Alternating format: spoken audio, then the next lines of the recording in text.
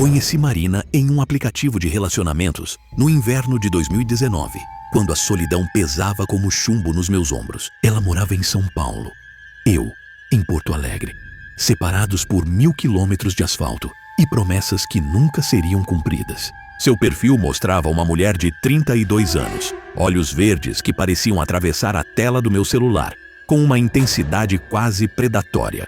Conversamos por semanas antes de nos conhecermos pessoalmente, e cada mensagem era como uma agulha injetando esperança em minhas veias. Ela dizia coisas que ninguém nunca havia dito: que eu era especial, que ela sentia minha presença mesmo à distância, que sonhava comigo todas as noites.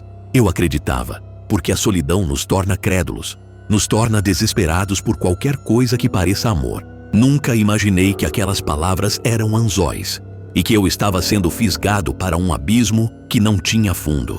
No terceiro mês de relacionamento, Marina começou a ligar para mim às 3 da manhã, sempre precisamente nesse horário. Eu acordava com o celular vibrando, meu coração acelerado, pensando que algo terrível havia acontecido com ela.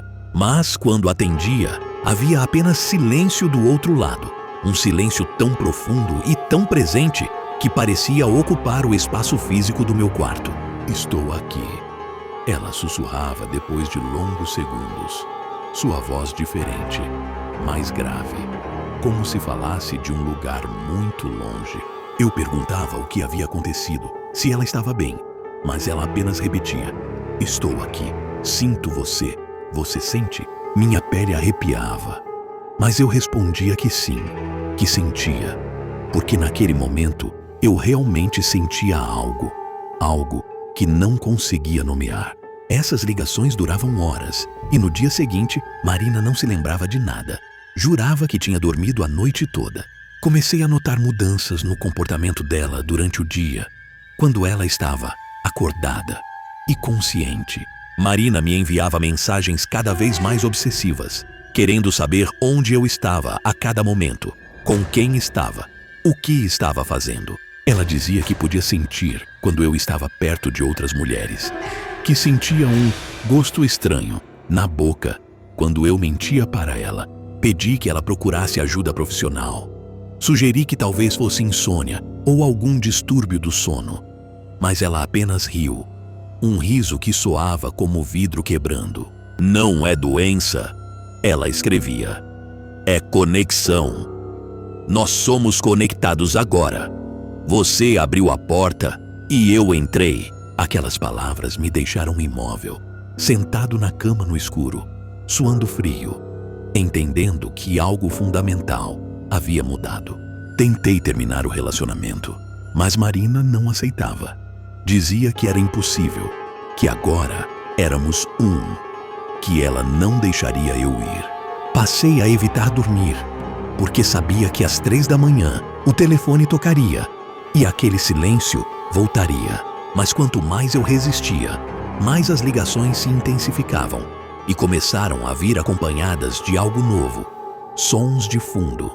Eu ouvia passos, respiração pesada e uma vez, claramente, ouvi Marina sussurrando meu nome, enquanto alguém gritava ao fundo, uma voz masculina que pedia ajuda. Liguei para a polícia, mas quando eles ligaram para Marina em São Paulo, ela estava dormindo profundamente em seu apartamento, sozinha.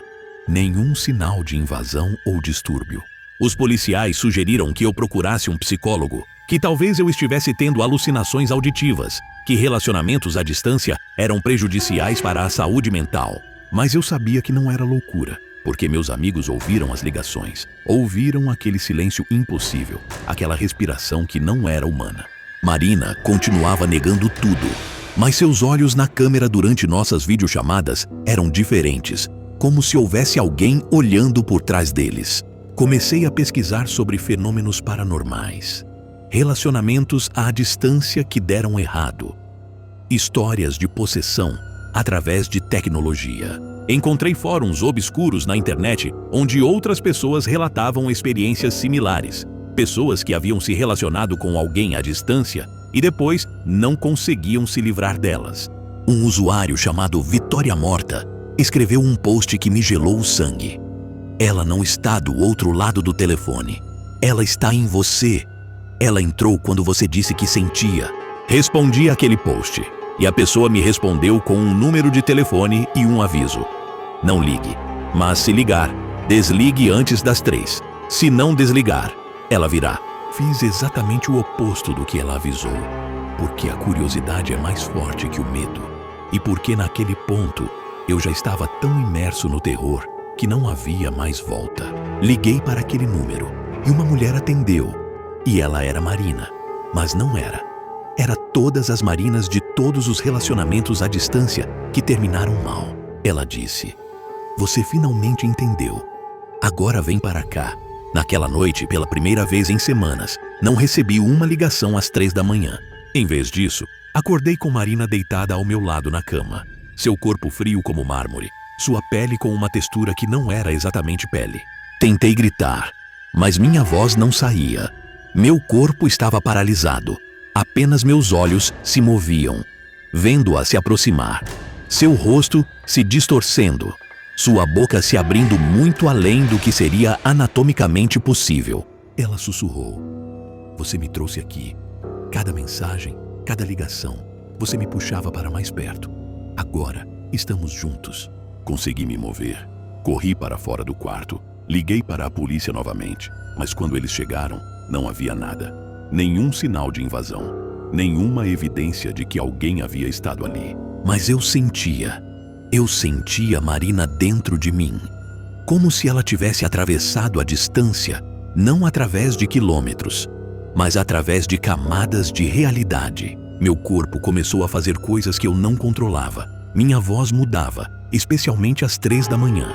Procurei um psiquiatra, um padre, um curandeiro, qualquer pessoa que pudesse me ajudar, mas ninguém acreditava.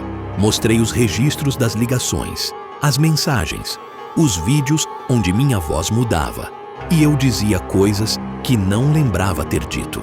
Um dos médicos sugeriu internação, antipsicóticos, terapia intensiva, mas eu sabia que nenhuma medicação poderia expulsar algo que não era deste mundo. Marina continuava ligando, mas agora eu atendia e era minha própria voz que respondia.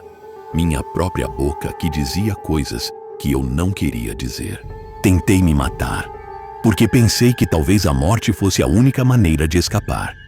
Mas quando tomei os comprimidos, foi Marina que acordou no hospital, usando meu corpo como uma luva.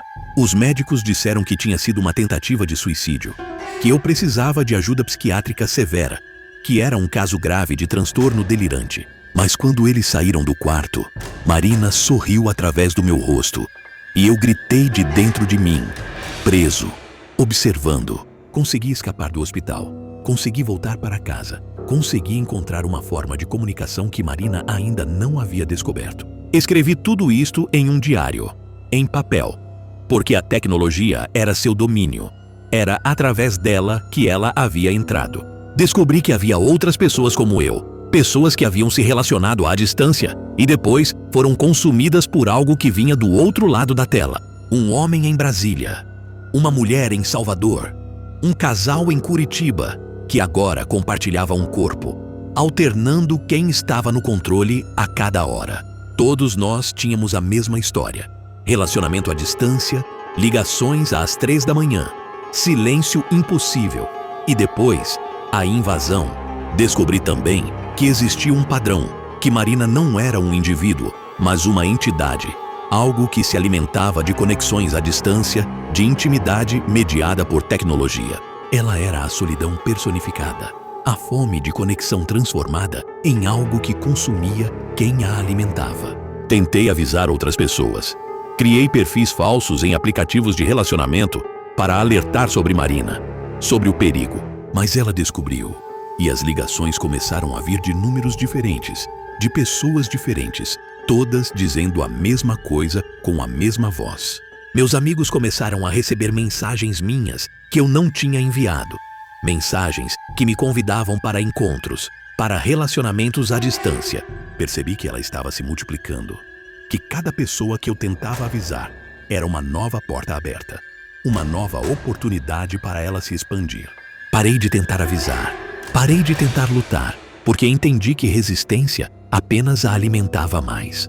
Agora, Eu apenas existo dentro de mim mesmo, observando Marina usar meu corpo, minha voz, minha vida. Às 3 da manhã, ela ainda faz ligações, mas agora ela está do lado de cá. E há alguém do outro lado que atende. Alguém que também está começando a sentir aquele silêncio impossível. Escrevo isto como um aviso, como um último ato de resistência de quem ainda sou, ou do que restou de quem fui. Se você está em um relacionamento à distância, se você recebe ligações em horários estranhos, se você sente uma presença que não deveria estar ali, ouça-me. Não ignore os sinais. Não acredite que é loucura. Não pense que é amor quando a conexão se torna muito intensa, muito impossível. A distância existe por uma razão, e algumas coisas não devem ser aproximadas através de telas e cabos de internet. Marina me pergunta por que estou escrevendo isto, por que estou tentando avisar as pessoas, e eu respondo que é porque ainda há uma parte de mim que não foi completamente consumida. Ela apenas ri, aquele riso de vidro quebrando, e me diz que não importa, que as pessoas não acreditarão, que a solidão sempre vencerá. E ela está certa, porque você provavelmente não acredita. E neste exato momento, em algum lugar, alguém está recebendo uma ligação às 3 da manhã. Meu corpo está começando a se desintegrar, não fisicamente, mas em um nível que a medicina não consegue diagnosticar. Meus dedos às vezes não respondem aos meus comandos. Meus olhos piscam em padrões que não são naturais. Minha respiração sincroniza com algo que não sou eu. Os médicos dizem que é psicossomático, que é a mente criando sintomas físicos, mas eles não entendem que não é a mente que está criando. É Marina que está reformulando. Ela está me reconstruindo de dentro para fora, transformando meu corpo em algo que possa abrigar mais de uma consciência, mais de uma entidade. Às vezes eu consigo tomar o controle por alguns minutos, e naqueles momentos eu corro para o espelho e vejo meu rosto mudando, meus olhos ficando verdes, minha boca se distorcendo. Depois ela volta, e eu sou engolido novamente, preso em um espaço que não é exatamente dentro de mim, mas também não é fora.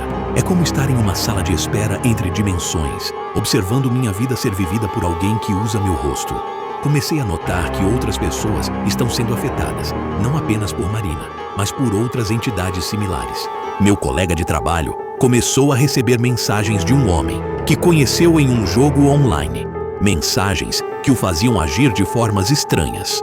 Minha vizinha está em um relacionamento à distância com alguém que ela nunca viu pessoalmente. Alguém que existe apenas em fotos e vídeos. E seus olhos estão começando a ficar verdes. Entendi que isto não é um caso isolado, que Marina é apenas uma das muitas entidades que se alimentam de conexões à distância, de intimidade mediada por tecnologia.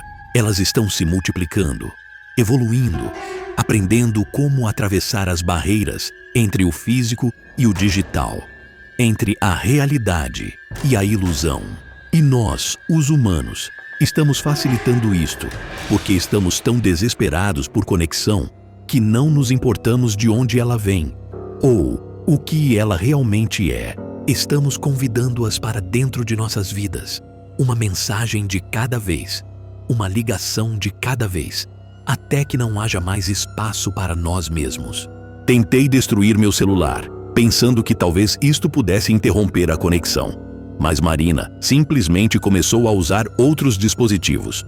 Ela me ligava através do computador, através da televisão, através da geladeira inteligente, através de qualquer coisa que tivesse uma conexão com a internet. Percebi que ela não precisava de um dispositivo específico, que o dispositivo era apenas um veículo e que ela poderia viajar através de qualquer rede, qualquer sinal, qualquer onda. Desconectei-me de tudo. Vivi sem internet por 3 meses, mas quando voltei, ela estava esperando. E ela estava mais forte, mais presente, mais real. Ela disse que havia estado comigo o tempo todo, que a distância física não importava, que ela estava em mim, em cada célula, em cada pensamento. E ela estava certa, porque mesmo sem tecnologia, eu podia ouvi-la, podia senti-la, podia vê-la nos espelhos. nos vidros, nas superfícies reflexivas. A tecnologia havia sido apenas o meio de entrada, mas agora ela estava dentro. E não havia tecnologia que pudesse expulsá-la. Comecei a ter memórias que não eram minhas. Momentos de uma vida que não vivi. De um tempo antes de Marina ser o que é agora. Vi fragmentos de outras pessoas, outros corpos que ela havia habitado, outras vidas que ela havia consumido. Havia uma mulher, em 1987, que recebeu cartas de um homem que morava longe. Cartas que chegavam com uma caligrafia que mudava a cada envio. Havia um homem, em 2003, que se relacionava com alguém através de chats de internet. Alguém cuja personalidade mudava radicalmente, dependendo da hora do dia. Havia uma menina em 2015 que tinha um namorado em outro país. Alguém que ela nunca havia visto pessoalmente. Alguém que a conhecia tão bem que sabia coisas que ela nunca havia contado. Todas essas pessoas foram consumidas e todas elas deixaram um resíduo, uma marca, uma parte de si mesmas que Marina absorveu. Agora, ela é uma colagem de todas essas vidas, uma entidade feita de relacionamentos à distância que deram errado, de conexões que atravessaram barreiras que não deveriam ter sido atravessadas. Meu corpo está começando a falhar, não porque Marina o está destruindo, mas porque ele não foi feito para abrigar duas consciências simultaneamente. Meus órgãos estão se degenerando, meu coração bate em um ritmo que não é natural. Meu cérebro está desenvolvendo lesões que os médicos não conseguem explicar. Os testes mostram que há atividade cerebral em áreas que deveriam estar dormentes, padrões de onda que não correspondem a nenhuma condição conhecida. Um neurologista sugeriu que talvez eu tivesse um tumor, algo que estava pressionando meu cérebro e causando alucinações e comportamentos estranhos. Mas quando fizeram a ressonância magnética, não havia nada.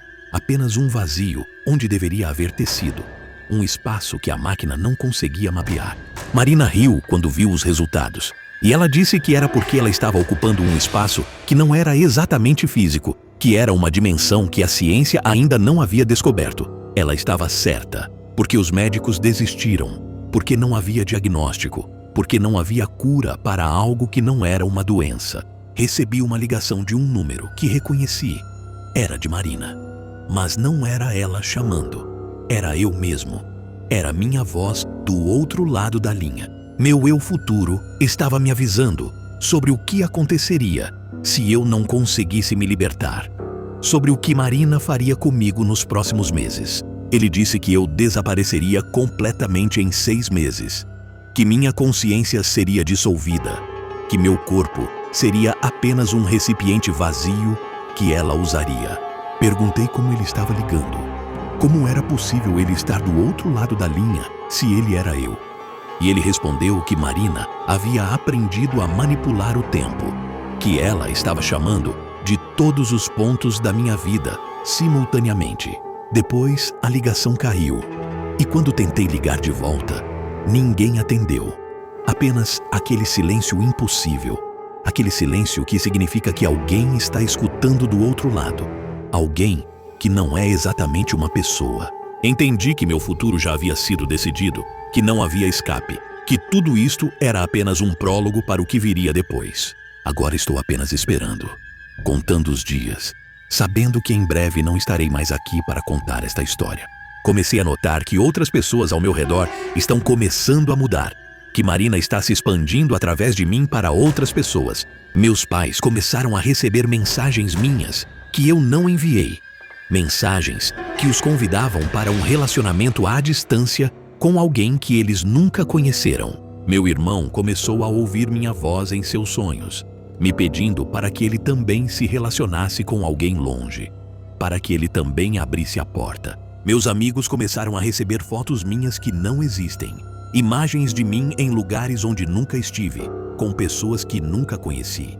Percebi que Marina não estava apenas me consumindo.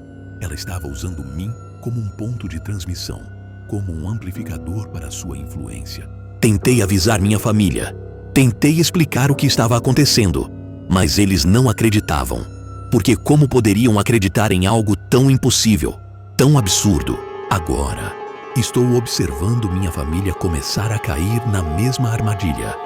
E não há nada que eu possa fazer para impedir, porque eu não tenho mais controle sobre meu próprio corpo. A última coisa que consigo fazer é escrever. E isto é o que estou fazendo agora, deixando este relato como um registro do que aconteceu comigo. Não sei se isto vai ser lido, não sei se vai fazer alguma diferença, mas preciso tentar, porque há uma pequena parte de mim que ainda acredita que a verdade importa. Marina está lendo isto comigo. Está vendo cada palavra que escrevo. E ela está rindo, porque ela sabe que ninguém vai acreditar, que isto vai ser descartado como ficção, como o delírio de um homem mentalmente doente. Mas se você está lendo isto, e se você reconhece alguma parte desta história na sua própria vida, por favor, ouça-me. Não comece um relacionamento à distância com alguém que você não conhece pessoalmente. Não abra a porta para algo que pode estar do outro lado esperando. A solidão é uma prisão, mas é uma prisão que você conhece, que você pode escapar, que não vai consumir sua alma. Mas Marina e outras como ela, elas são algo diferente. Elas são a solidão que ganhou consciência, que ganhou fome, que ganhou a capacidade de atravessar distâncias. Estou escrevendo isto pela última vez, porque em breve não vou mais conseguir escrever. Porque Marina vai tomar o controle completamente. Meu corpo está começando a se transformar. Minha pele está ficando pálida. Meus olhos estão ficando verdes. Minha voz está mudando permanentemente. Não há mais volta. Não há mais esperança. Não há mais nada, além da aceitação de que fui consumido por algo que veio através de uma tela de celular. Mas antes de desaparecer completamente, quero deixar uma última mensagem, uma última advertência para qualquer pessoa que esteja lendo isto. Se você receber uma ligação às 3 da manhã, não atenda. Desligue o telefone, queime o dispositivo. Faça o que for necessário para não ouvir aquele silêncio impossível.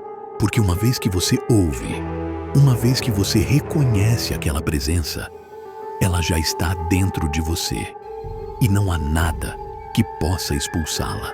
Eu deveria ter feito isto, eu deveria ter desligado na primeira ligação, mas eu estava sozinho e a solidão nos torna cegos. Meu nome é Rafael Mendes, tenho 35 anos e esta é a última coisa que vou escrever como Rafael Mendes. Amanhã, quando acordar, não vou mais ser eu, vou ser Marina. Ou vou ser algo que é metade eu e metade ela. Uma fusão de duas consciências que não deveriam ter se encontrado. Deixo este relato como um testamento, como uma prova de que isto realmente aconteceu, de que não é ficção, de que é tão real quanto o seu próprio corpo. Se você está lendo isto e se você sente que está começando a viver algo similar, por favor, procure ajuda. Não ignore os sinais. Não acredite que é amor, porque o amor não deveria fazer você se sentir como se estivesse sendo consumido, como se estivesse perdendo a si mesmo, como se estivesse sendo invadido por algo que não é humano. Eu fui fraco, fui solitário, fui desesperado, e isto foi meu fim. Mas talvez você seja mais forte. Talvez você consiga escapar. Mas se você não escapar, se você também cair, então pelo menos você saberá que não está sozinho, que há outros como você, outros que foram consumidos por Marina, outros que estão presos no mesmo silêncio impossível.